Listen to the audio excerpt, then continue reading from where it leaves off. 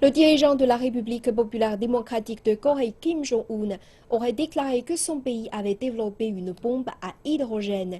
La nouvelle arrive à la veille de pourparlers qui auront lieu dans la zone industrielle conjointe de Kaesong pour discuter de la réunion de dizaines de milliers de familles séparées par la guerre dans les années 1950.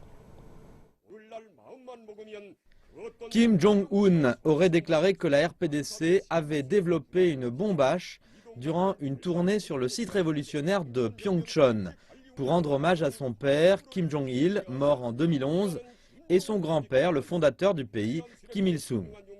La télévision d'État, KCNA, a cité le leader disant que l'œuvre de Kim Il-sung avait fait de la RPDC une puissance nucléaire prête à faire usage de bombes A et H pour défendre sa souveraineté et la dignité de la nation. Une bombe H est une bombe thermonucléaire qui a essentiellement les mêmes effets qu'une bombe nucléaire, mais utilise des technologies plus avancées et produit une explosion plus puissante encore. La RPDC a longtemps mené des recherches sur ce plan.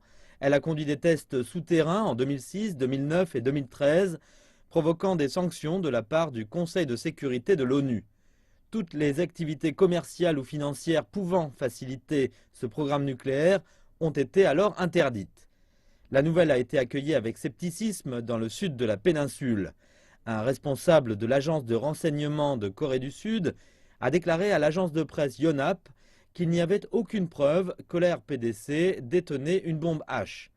Mais si le fait est avéré, il indiquerait que le programme nucléaire de RPDC est toujours en activité et cela pourrait raviver les tensions dans la région. La Chine appelle au calme. Une porte-parole du ministère des Affaires étrangères a appelé à faire davantage d'efforts pour maintenir la paix et la stabilité.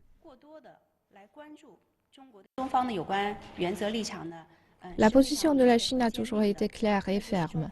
La Chine souhaitera toujours ardemment la dénucléarisation de la péninsule coréenne et le maintien de la paix et de la stabilité.